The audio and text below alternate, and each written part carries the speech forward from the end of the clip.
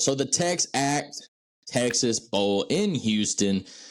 We got A&M doesn't have to travel far at all. No, they sure don't. This game is in Houston, Texas, so that's right. Texas is not that far away from Houston. That's right. So December 27th, that's going to be 9 Eastern on ESPN. We got A&M versus Oklahoma State. Kind of like the matchup, not going to lie, but it's Mike Elko's first game in A&M. I mean, we really don't know what these teams are going to look like, but just, I mean, gut feeling, who do you think is going to pull it out? So, I printed off the stats yesterday for both teams, just their like their rankings throughout the entire country, their offensive numbers, stuff like that.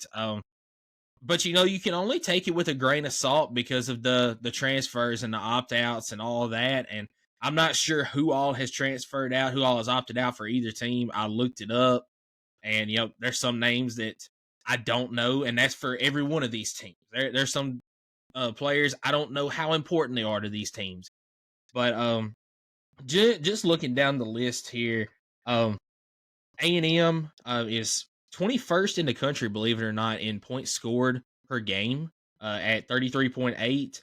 Oklahoma State gives up 30 points a game, which is 95th in the country. Oklahoma State scores 29.7 points a game, which is good for 45th. Texas A&M only gives up 22.4, which is 31st in the country. Total yards, Texas A&M 399 and Oklahoma State 418. So what this tells me here is Oklahoma State can put up a lot of yards, but they don't score the ball like they should. Got to do it in the red zone. Yep. The big thing for me in this game is defense, and when you compare the defenses, Oklahoma State gives up 445.8 yards a game, which is 121st in the nation. That is terrible. Texas A&M gives up 299.8, which is good for 10th in the nation. Yeah, they're one of the best. For that stat alone, I'm going to take Texas A&M in this game. I did not realize the disparity in the defensive play between these two teams. That's insane, man. I didn't realize this. Oklahoma State's 9-4, the 20th in the nation. A&M 7-5. They're still a 4.5 point favorite as of right now on ESPN.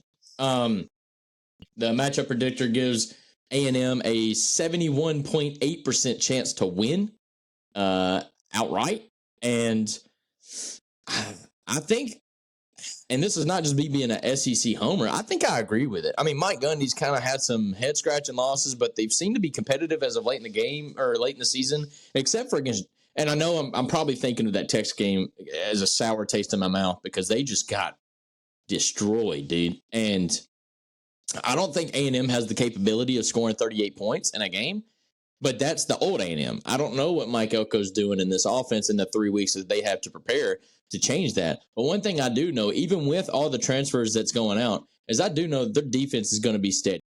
Yes.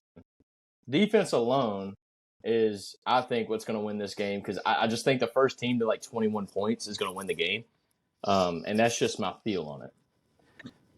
Yeah, I agree with you on that. So both of us have got Texas A&M winning this game in the Texas Bowl.